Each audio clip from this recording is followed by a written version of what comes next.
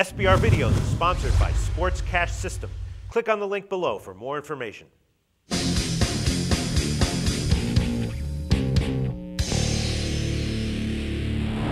Hi, welcome to SBR Foreign Videos. I'm Peter Loshak. We are previewing Week 15 in the NFL, and right now we're talking with Joe Duffy from OffshoreInsiders.com, who's going to take two NFL games that I asked him to take this week. Really appreciate it. And Joe Duffy is 25-13 against the spread overall in the NFL in our free picks videos this week, and that's a great record. Joe, thanks for being back with us.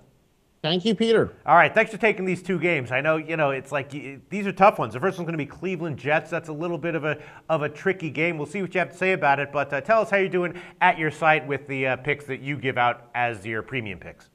Well, pretty darn good long-term this year, 26 years, but, I was a little depressed heading into Sunday night. Wasn't doing so well, but hit both the Sunday night game and the Monday night game as far as my premium picks are concerned. I know I missed the free pick here on Monday night. We didn't actually release the total as a premium pick, but so a great year it's been at OffshoreInsiders.com, and I am working my tail off to pick bowl winners at OffshoreInsiders.com. Cleveland at Jets, the first game we're going to cover. The Jets are a 2.5-point home favorite, and that is up a bit from the opening line of about 1. Total's 40.5, and both these teams obviously you're just winding down the season.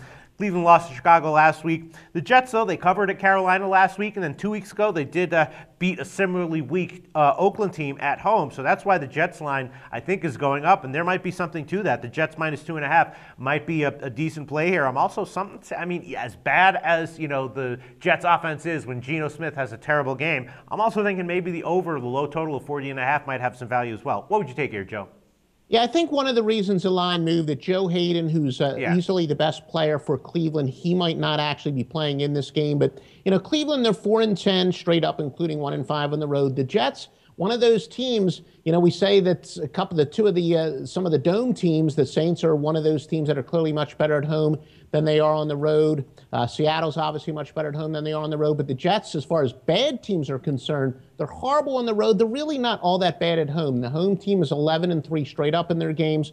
Now, with the line moving up to 2.5, that becomes slightly less significant because they could still theoretically win the game outright but not cover if they win by 1 or 2. But, ultimately, I do think that the Jets will probably be the team that'll dig a little deeper for their final home game.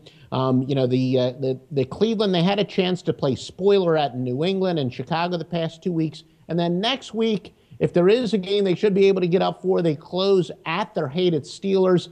So even for a bad team kind of playing out the stretch, this is a little bit of a sandwich game for them. Granted, the Jets are sort of in the middle of 2 spoiler games too, but not quite as big as Cleveland is. And with the Jets having been a pretty good home team, that's where I'm going to go here. Yeah, I think I like it. I mean, like I said, the Jets seem to have shown a little bit of life in the past 2 weeks. I guess the only X factor is will Geno Smith come in and, have a game where his quarterback rating is 7.2 or something. If that happens, the Jets don't cover. But if he plays a decent game, they should cover minus 2.5. Thanks, Joe. I like it.